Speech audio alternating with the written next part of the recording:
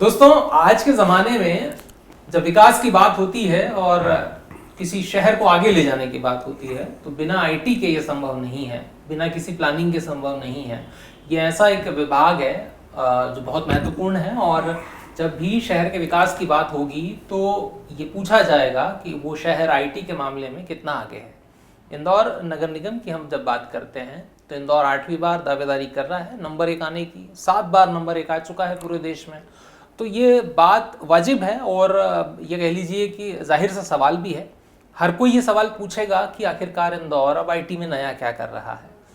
हमने सोचा कि आपको रूबरू करवाएं एक ऐसी शख्सियत से जो इस पूरे नगर निगम के इस विभाग को देखते हैं। मेरे साथ इस वक्त राजेश उदावत जी हैं।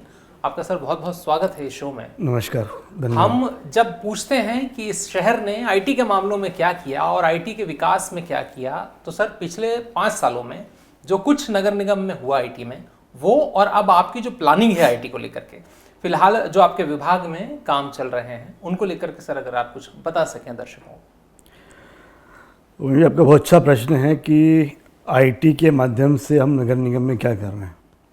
देखिए, मेरे कार्यकाल के शुरू होने के पूर्व यहाँ पे ये विभाग पिछली परिषद में नया विभाग बना, सूचना प्रौद्योगिकी विभाग। और आईटी का मतलब मेरे आने से पूर्व यह था कि हार्डवेयर से संबंधित कंप्यूटर सिस्टम, ये उससे जुड़ी कुछ सामग्री, और लगभग इतना मोटा मोटा ये कंप्यूटर सिस्टम हर जोन पे, हर विभाग में पहुंच गए हैं और उनका जो है काम खरीदने का और सुधारने का और उस पर काम करने का, ये 3 चीज़ें यहाँ होती थी। लेकिन जब हमारी परिषद ने शपथ ग्रहण किया, शपथ ग्रहण वाले कार्यक्रम में माननीय महापौर जी ने अपने संकल्प में दोहराया था कि इंदौर को हम डिजिटल इंदौर बनाएंगे। माननीय प्रधानमंत्री जी के सपने को साकार करने के लिए, इन महापौर जी के सपने को आकार देने के लिए हमने पिछले 2.5 वर्षों में जो हमने काम किए, वो उसमें सबसे पहला तो ये था कि ई गवर्नेंस से हमने इंदौर को बाहर किया। ई नगर पालिका भोपाल से संचालित होता था, उसमें इंदौर भी जुड़ा हुआ था, मध्य प्रदेश के बाकी नगर पालिक निगम भी जुड़े हुए थे, लेकिन उसमें बार बार कई दिक्कतें परेशानी आती थी। तो हमने माननीय महापौर जी से आग्रह किया, माननीय महापौर जी ने मुख्यमंत्री जी से आग्रह किया और सबसे पहले हमने इंदौर को ई नगर पालिका से बाहर किया। उसके बाद जब हमने बात आई कि अब हमको आगे कैसे बढ़ना है, तो चूँकि सॉफ्टवेयर इंजीनियर हमारे यहाँ नगर निगम में है नहीं, तो हमने एक टेंडर निकाला जिसमें हमने एक सॉफ्टवेयर कंपनी को कंसल्टेंसी के लिए हायर किया। विश्व की एक ख्याति प्राप्त कंपनी है KPMG, जो हमारे आईटी कंसल्टेंट है नगर निगम इंदौर की। उसके माध्यम से हमने अभी बहुत सारे काम शुरू किए हैं। उनके आने के पहले भी हमने काम शुरू किए थे। हमने सबसे पहले नगर निगम के सभी विभागों के जो महत्वपूर्ण विभाग हैं, जैसे बिल्डिंग परमिशन, कॉलोनी सेल, जन्म एवं मृत्यु विभाग, पंजीयन विभाग, रेवेन्यू डिपार्टमेंट, लीज डिपार्टमेंट, इन सब विभागों के जो दस्तावेज हैं, जो बहुत महत्वपूर्ण दस्तावेज हैं, इन सभी दस्तावेजों को लगभग, जिनकी संख्या लगभग 1 करोड़ के आसपास है, इन सभी दस्तावेजों को डिजिटल करने का काम शुरू हो चुका है। और हर विभाग के हमने प्रमुख लोगों के साथ उनकी मीटिंग कराई और जो महत्वपूर्ण दस्तावेज हैं वो एक एक दो विभागों के आना शुरू हो गए हैं और उनका डिजिटलाइजेशन होना शुरू हो गया है। इसके होने से फ़ायदा ये मिलेगा, जब हमारा सॉफ्टवेयर अपलोड हो जाए, बन के तैयार हो जाएगा, तो शहर का कोई भी नागरिक अपने से जुड़ी हुई जानकारी, चाहे वो हाउस टैक्स की हो या जन्म प्रमाण पत्र की हो या अन्य कोई उसकी आवश्यकता है, बिल्डिंग परमिशन से जुड़ा हुआ कोई नक्शा वो देखना चाहे तो वो इस पोर्टल पे देख सकता है। इसी के साथ साथ हमने जो व्यवस्था है, इसमें अब आने वाले बजट में हम बहुत सारे नई चीज़ों को लेके आने वाले हैं। अच्छा, इसमें मैं आपको बजट के लिए रोक रहा हूँ, एक सवाल वो मैं आपसे पूछूंगा बाद में। ये आपने जो 2-3 चीज़ें बताई बहुत महत्वपूर्ण चीज़ें हैं। आपने कहा कि साहब पहले तो यही होता था कि लोग सिर्फ ये समझते थे आईटी डिपार्टमेंट का मतलब कि कंप्यूटर है, एक छोटा सा डब्बा है, आप उसको मैनेज करते रहिए, उसको चलाते रहिए ठीक ठाक, तो वो आईटी डिपार्टमेंट का काम होता था। लेकिन अब समय के साथ चीज़ें बदल गई हैं, उंगलियों पर चीज़ें हो रही हैं, मोबाइल्स आ गए हैं, एप्लीकेशंस आ गए हैं। दोस्तों आपने सुना होगा 311 ऐप जो है वो भी नगर निगम ने बड़े अच्छे से डेवलप किया है। तो अगर मैं 311 की बात करता हूँ तो आप क्या एक नया नवाचार लेकर के आए हैं? क्या हम ये बता पाएंगे कि हम देश में नंबर 1 हैं तो 311 में भी हम नंबर 1 हैं?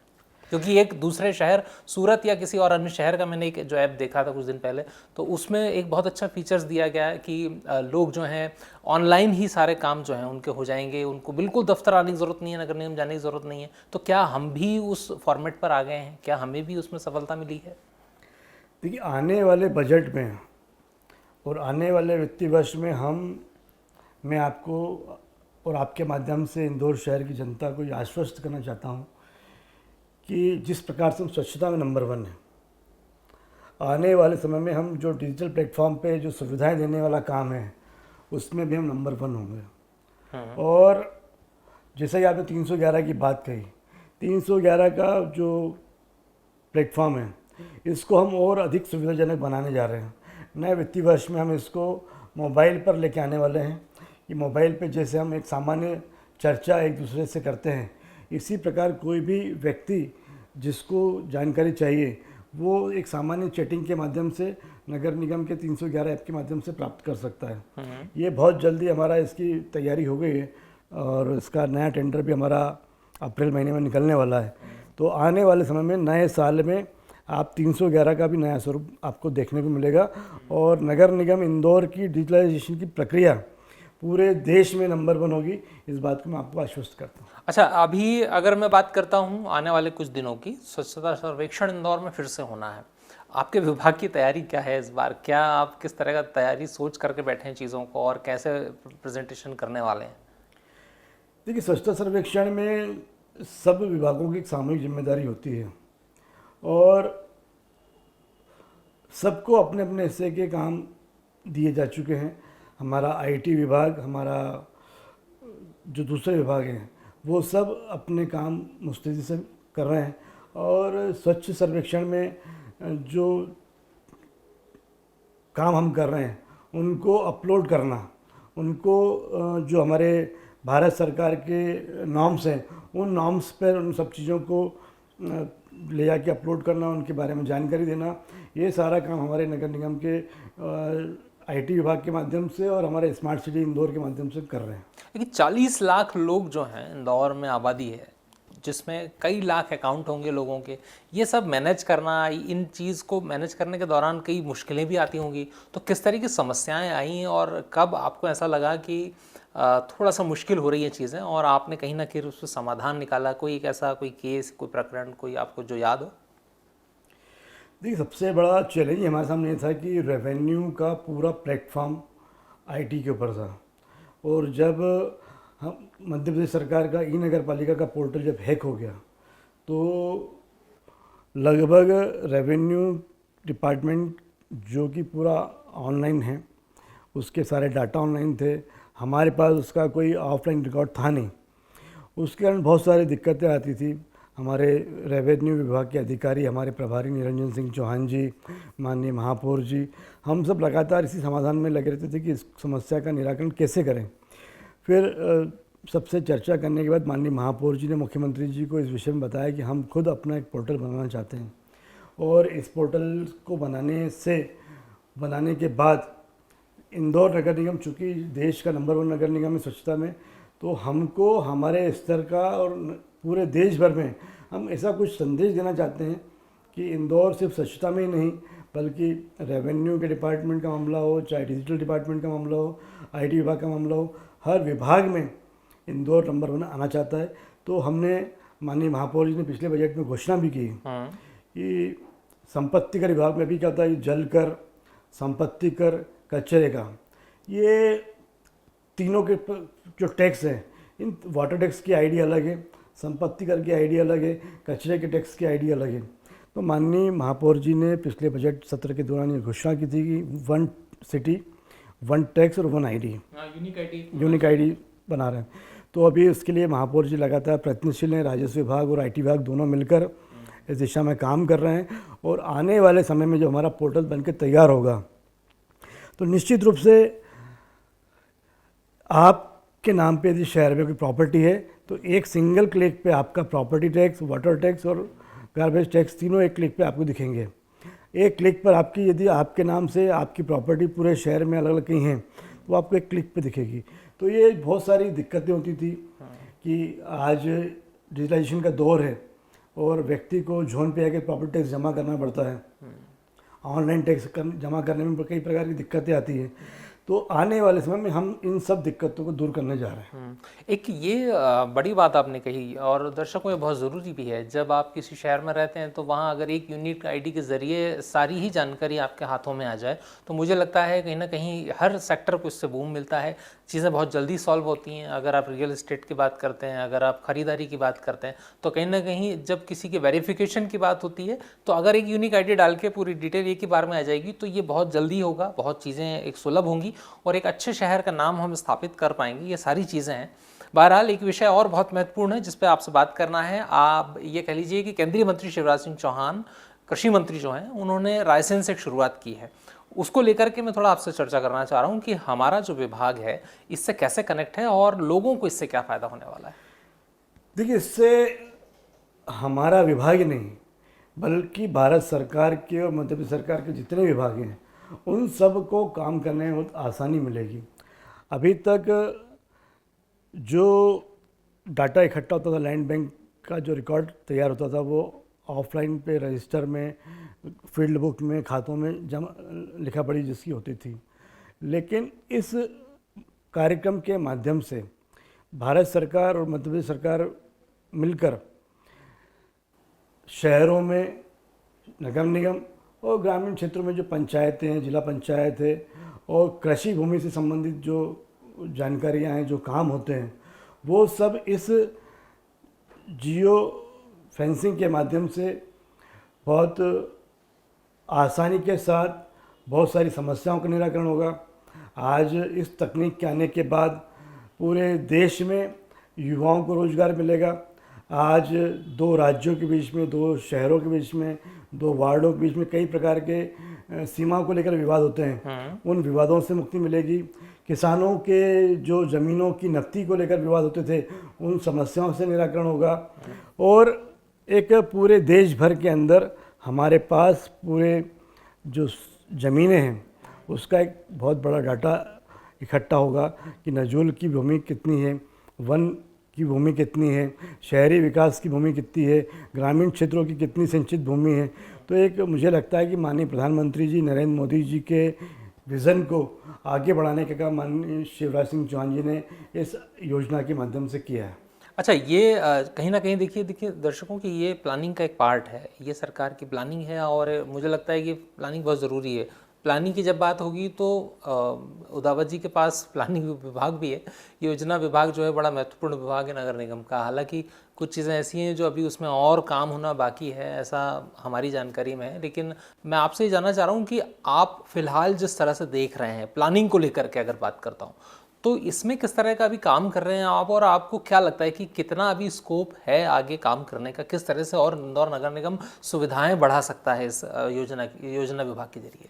देखिए, अभी माननीय महापौर पुष्पमित्र भार्गव जी के निर्देशन में जिस प्रकार से उन्होंने 2050 तक का विज़न बनाने के लिए हमसे कहा है, तो हमारे नगर निगम के सभी विभागों के प्रमुख अधिकारियों की हमने बैठक कुछ महीनों पहले ली थी, जिसमें आने वाले 2050 तक के लिए इंदौर शहर की आवश्यकताएं क्या क्या हैं, ड्रेनेज विभाग की आवश्यकता क्या है, जल विभाग की आवश्यकता क्या है, जन कार्य की आवश्यकता क्या है।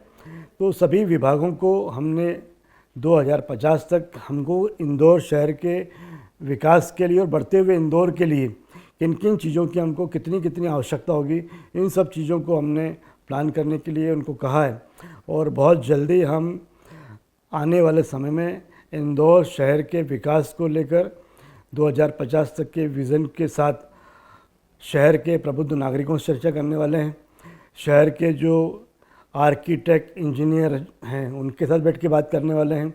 शहर के जो चार्टर्ड अकाउंटेंट हैं, जो आर्थिक रूप से समृद्धि को लेकर काम करते हैं, तो नगर निगम किस प्रकार से आर्थिक रूप से समृद्ध हो, ऐसे अनेक विशेषज्ञों से जो अपने अपने विषय के माहिर हैं, इन लोगों से चर्चा करके आने वाले 2050 के विजन को लेकर माननीय महापौर पुष्पमित्र भार्गव जी एक संकल्प पत्र तैयार कर रहे हैं, जिसमें सभी विभागों के साथ तालमेल के साथ, जैसे कि आपको अभी देखने को मिला होगा कि मास्टर प्लान की जो सड़कें हम बना रहे हैं, उन सड़कों में भविष्य में सड़क बनने के बाद किसी भी प्रकार की कोई खुदाई ना हो, सभी विभागों को बिठाकर हमारे महापौर जी और आयुक्त शिवम वर्मा जी ने उसको प्लान किया है कि भविष्य में जो सड़कें बन रही हैं उन सड़कों को खोदने की आवश्यकता ना पड़े।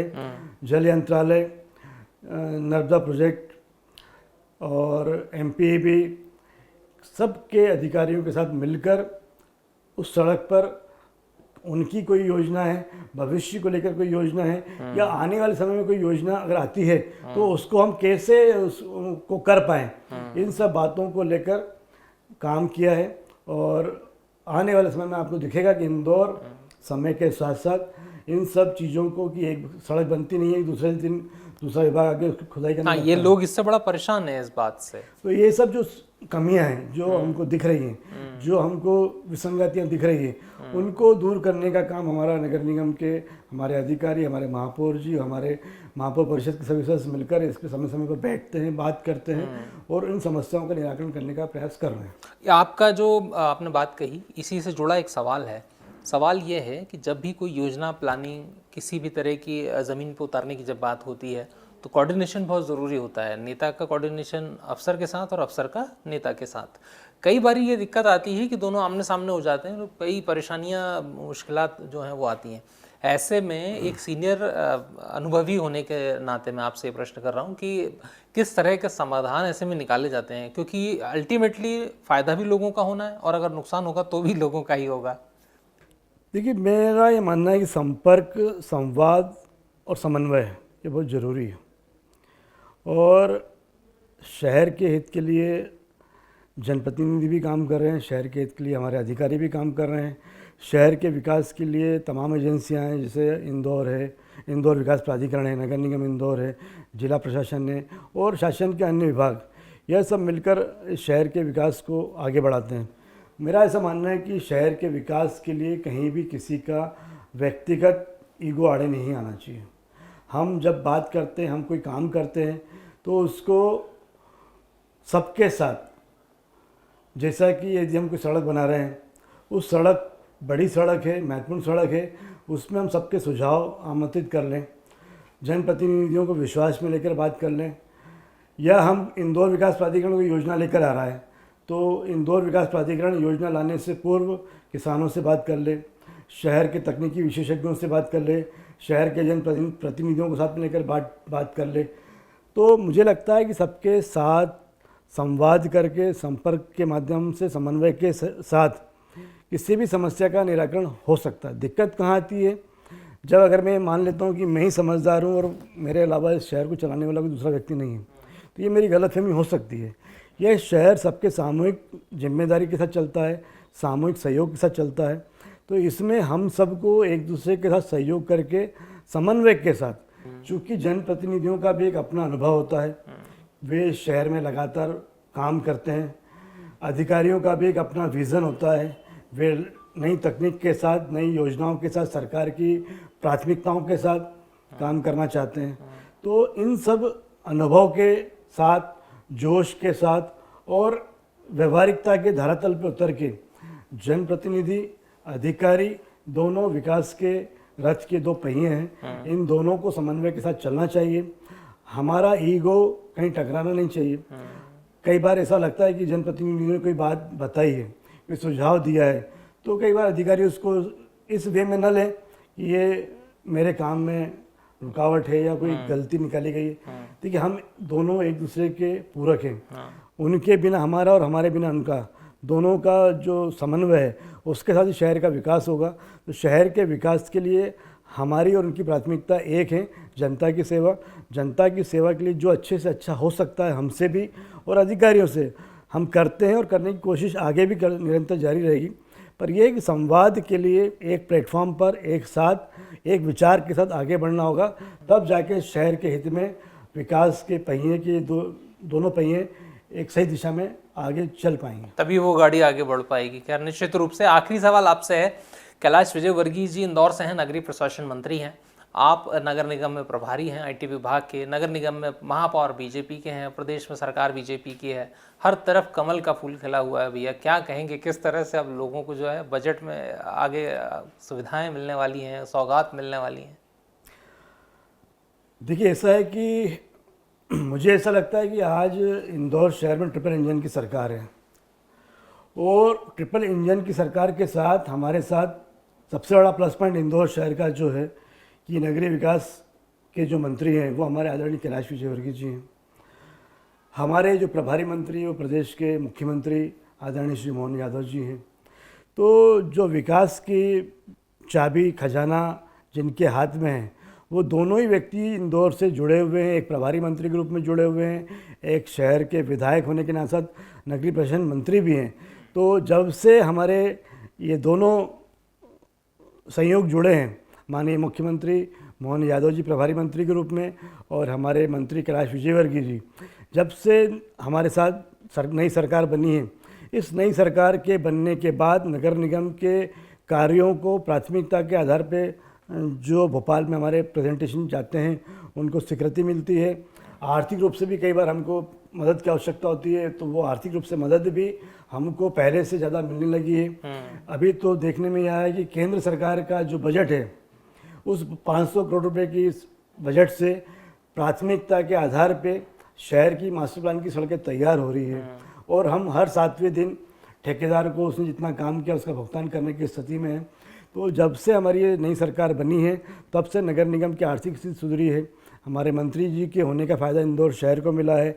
महापौर पुष्पमित्र भार्गव जी के युवा सोच और विज़न के साथ पूरी परिषद और नगर निगम की MIC की जो टीम है वो बहुत तेज़ी से हमारे दोनों जो हमारे महत्वपूर्ण कड़ी हैं, इन दोनों के साथ मिलकर नगर निगम के विकास की योजना बना रही हैं, और शहर के विकास को और कैसे आगे हम ले जा सकते हैं उस पर इन दोनों के हमारे महत्वपूर्ण नेताओं का सहयोग मिल रहा है। खैर, तो बहरहाल राजेश जी बहुत बहुत धन्यवाद आपको तमाम जानकारी देने के लिए। दोस्तों, मेरे साथ राजेश सुदावत जी थे और उन्होंने तमाम बातें कही है। देखिए, जो सवालात आपके मन में होंगे निश्चित रूप से उन सब का जवाब जो है वो आपको यहाँ मिला होगा, क्योंकि राजेश सुदावत जी से जब बातचीत हुई तो उन्होंने बताया कि किस तरह से IT विभाग काम कर रहा है, किस तरह से मध्य प्रदेश शासन जो है वो मदद कर रहा है, अपना एक पोर्टल नगर निगम डेवलप कर रहा है, और ये चीज़ें जो हैं कहीं ना कहीं हमारी बेहतरी के लिए हैं। जब हम किसी शहर में रहते हैं तो वहाँ ये तमाम चीज़ें ज़रूरी होती हैं कि आपको हाथों पर सुविधाएं मिल रही हैं, लेकिन उसके साथ अपने कुछ कर्तव्य भी हैं।